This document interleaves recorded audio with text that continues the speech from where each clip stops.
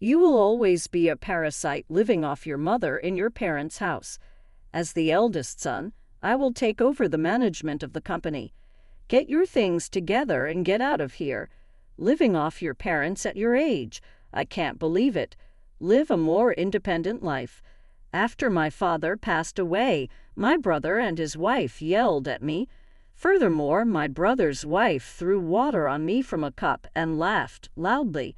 Although they don't know, how dare they treat me this way? I am the designated successor of the company, even before my father's funeral has ended. I can't take it any more. There's no reason for me to be insulted so unreasonably. I will not let this go. I have vowed to sever ties with these two and retaliate against them by any means necessary. My name is Brenda. I am a 35-year-old company employee living at home while supporting my mother, who overcame a serious illness. I lead a busy life. I had a faint hope of getting married by 28 and having children by 30, but now that I have missed my chance to marry, I have decided never to marry and have become a strong woman living alone. What I look forward to is enjoying a parfait with my mother at a new cafe nearby on the weekends. Mom, shall we go to the cave this weekend? I heard from the neighbors that they have a new strawberry parfait. Don't you want to try it? That sounds delicious. Let's go. I'm looking forward to it. It seems that my mother also enjoys going out with me. Weekdays are so busy that there is no time to rest, but having something to look forward to is what keeps me going. Then it's decided we have to do our best until Saturday, and Mom, don't overdo it. My mother underwent heart surgery 3 years ago. At one point, we even prepared for a sad farewell due to a life expectancy announcement, but she has recovered at an astonishing rate and is still with us today.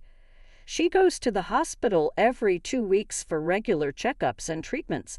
Although she takes a lot of medication daily, she's been able to live healthfully by making exercise a habit. Brenda, thank you so much. Because of you, I've been able to stay healthy. I thought it was all over at that time, but I'm really glad I worked hard on the treatment. She usually has to restrict her diet, but once a month, the doctor allows her to enjoy whatever she likes. My mother looks forward to using this opportunity for outings with me. You might think it's odd for a 35-year-old still living at home to enjoy outings with her mother, but I am very happy now, and it's precious time for me. My father isn't very talkative, but he always seems to enjoy listening to our conversations. The exchanges between you and Brenda are like a comedy sketch. It's entertaining to listen to. We're just enjoying some girl talk. Why would it be a comedy sketch? My father runs a company and works hard, so he returns home exhausted every day. His routine is to relax on the living room sofa, watching TV after having a beer and a little snack. Currently, he delegates some of the work to employees, and it seems he doesn't have as much physical strain as before. But he used to handle everything by himself. I am proud of my father, who works hard for our family every day. However, recently he has had some days when he's not feeling well. It wouldn't be surprising if he named a successor due to his age, but for some reason, he is reluctant to do so. Hey, Dad, don't you plan to let Philip take over the company?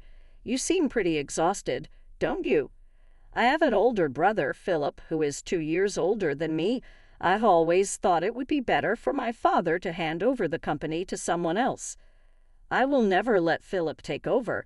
I'd rather hand it over to someone else than give it to him.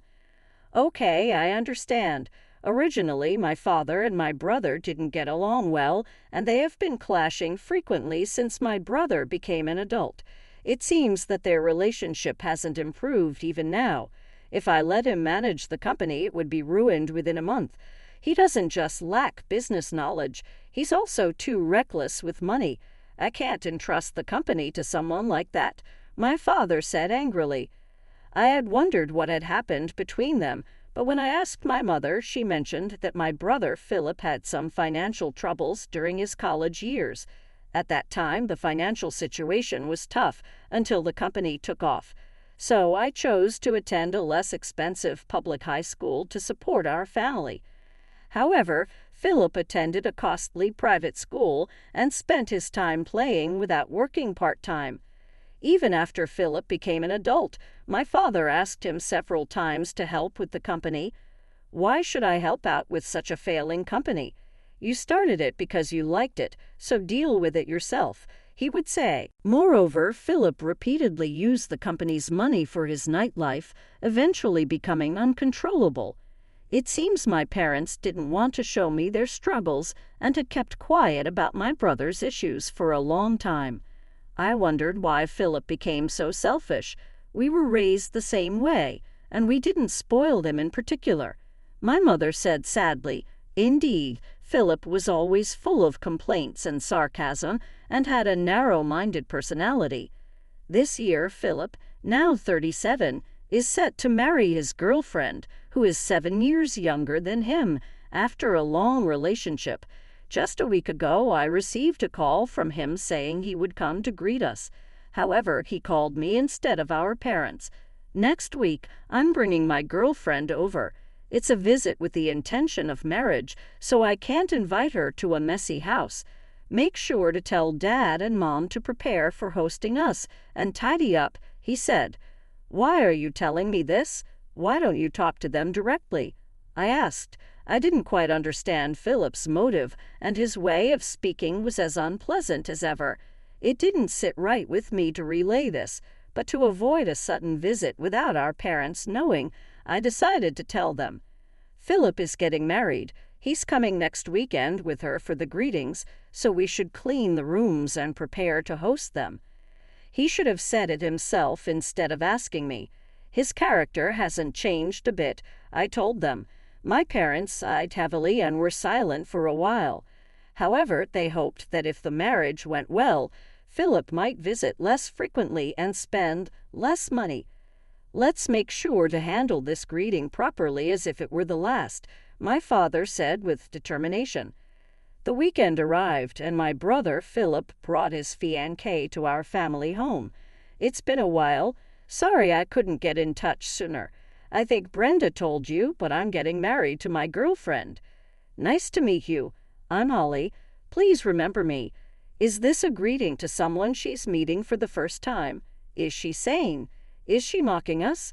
Following my brother, his fiancée, Holly introduced herself in a miniskirt and heavy makeup, greeting us with a smug attitude and a smirk.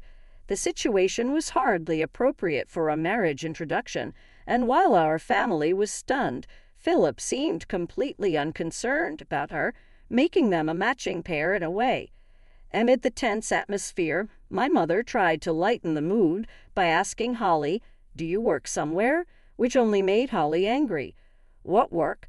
I'm not working right now, but is there a problem?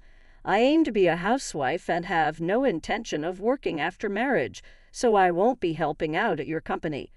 Despite no one in the family having mentioned my father's company, she provocatively threw that out. Her words clearly injured my parents and me, but we decided not to stoop to their level and silently endured the situation.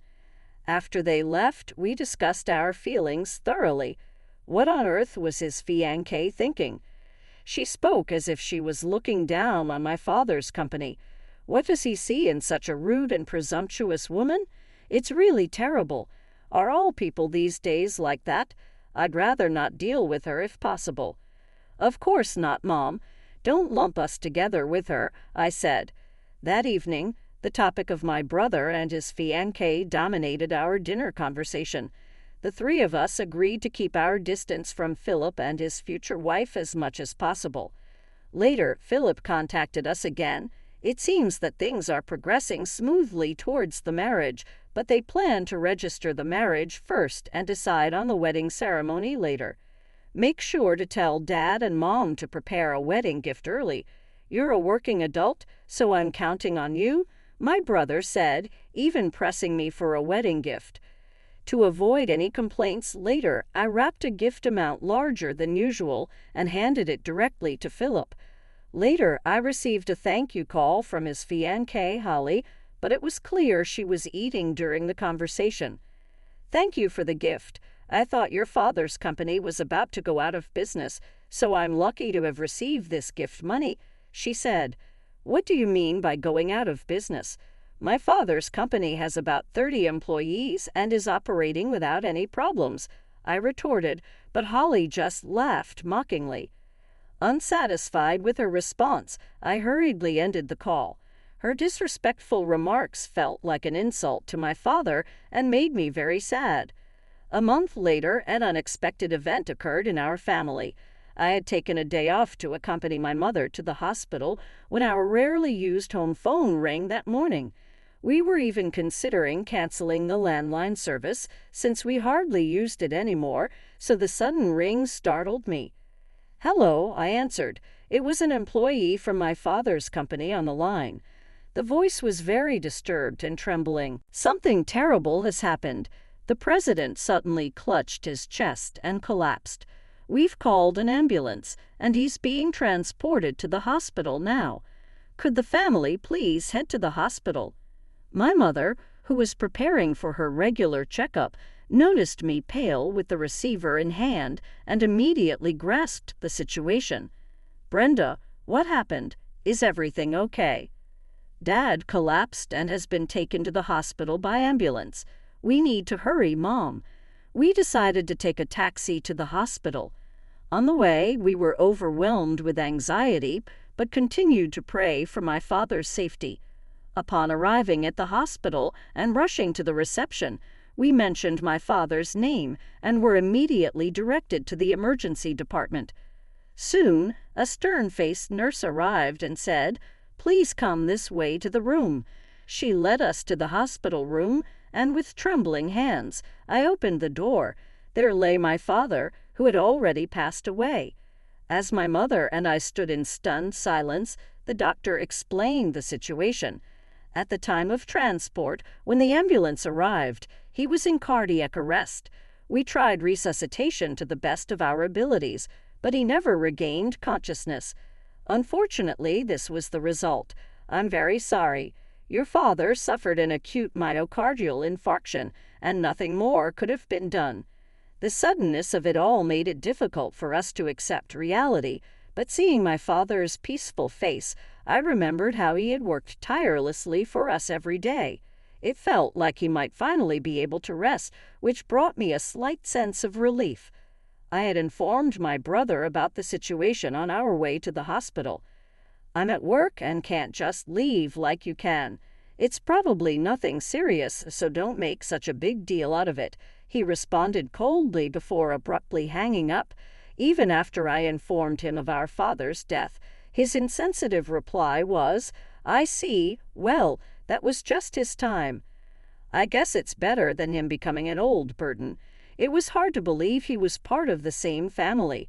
I felt a deep contempt for my brother while my mother and I were engulfed in sorrow.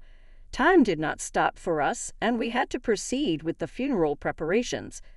During this time, the thought of my father's company suddenly crossed my mind.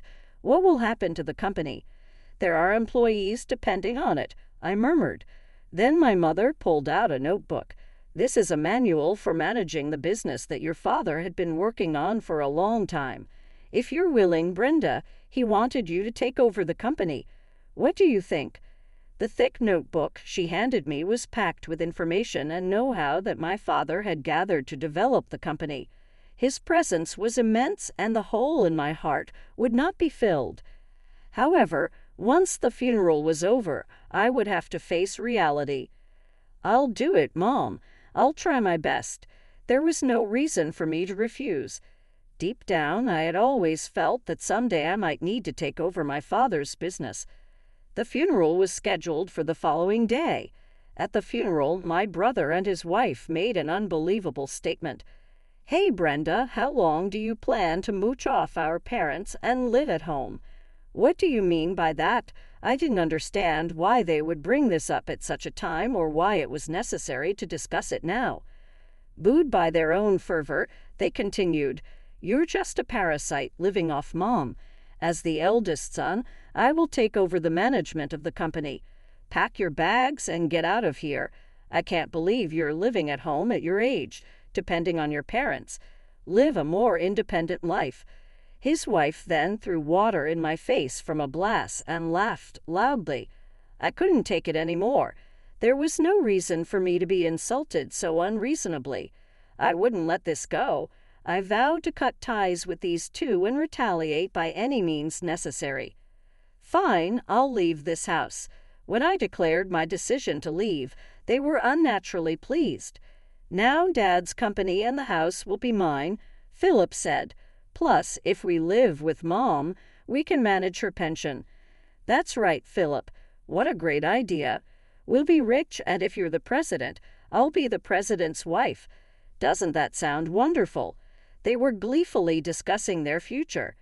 To maximize their discomfort, I decided to keep the fact that I would be taking over the company hidden until after the funeral. Revealing it now would ruin everything. Pretending to be upset, I packed my bags and left the house as they had demanded. During the funeral, Philip pompously told my father's employees, "From now on, as the eldest son, I will be taking over the company. Please support me." Even as everyone was mourning my father's passing, Philip continued with such remarks, completely ignoring the mood of the gathering. "He's hopeless," my mother sighed, dismayed. Only my foolish brother and his wife remained unaware of the entire truth. Even after the funeral ended smoothly, the busy days continued with various administrative tasks. During this time, I noticed over 100 missed calls and messages left on my answering machine from my brother. I decided to answer the next call. "Hey, what the hell did you do? When I went to Dad's company, they told me the next president is his daughter. I haven't heard anything about this. I am the president. I even quit my job at the other company." My brother ranted, his statements disjointed and showing he didn't understand the situation he was in. He had excitedly gone to the company to introduce himself as the new president, only to be coldly received and dismissed by all the employees. "How could Dad leave his precious company to someone like you, who only thinks about himself? I heard you and your wife are deep in gambling debts." "What? How do you know that?" "I haven't told anyone," I replied, surprised. In reality, when I resigned from my previous job, I had mentioned taking over my father's company. My former boss had advised me to do a background check on my sibling. When you have a sibling, it's a good idea to do a background check. There's often trouble involving money, he had said. At first, I didn't understand what he meant, but just to be safe, I investigated my brother and his wife. I discovered they were swamped in gambling debts. "I had you and your wife investigated. How were you planning to repay those mounting debts? Were you planning to use the money Dad left behind? Is that why you wanted to kick me out and move back home? It's shockingly short-sighted. The debts, including those of your wife, had piled up to the point of no return. But I would never allow you to count on Dad's estate. It's already decided that I will take over Dad's company. That was his last wish. The lawyer will soon confirm the will, but I don't think there will be a single penny left for you guys." "That's a lie." Through the phone, I could sense my brother's panic, and I silently celebrated in my heart. Then the call was passed to my sister-in-law, who lashed out at me in anger. "Listen here, your brother is suffering, so as his sister, you should help him. You have no heart. You're the worst." I could have retorted in kind, but it would have been a waste of time, so I chose to ignore her. "Please pay back the debts you created yourselves. It's irrelevant to me and my mother, so please don't contact us again. Your remaining options are to work hard and pay off the debt or declare bankruptcy. Good luck. Goodbye." "Wait a minute. Listen to me until the end." I could hear her screaming from the handset, but I hung up the phone. They would now be chased by debt repayment and likely live in poverty for the rest of their lives. It was a fitting consequence for relying on my father's money and not valuing family. If they suffered even a bit as a couple, it would serve them right. Subsequent messages were left on my answering machine a few times. Currently, my brother and his wife have started working at a new factory, but their marital strife continues daily, and it seems a divorce is imminent. I do not want them to interfere in any way as I work to grow the company, so I intend to completely cut ties with them. Thus, my plan for revenge was successfully completed, leaving me with a sense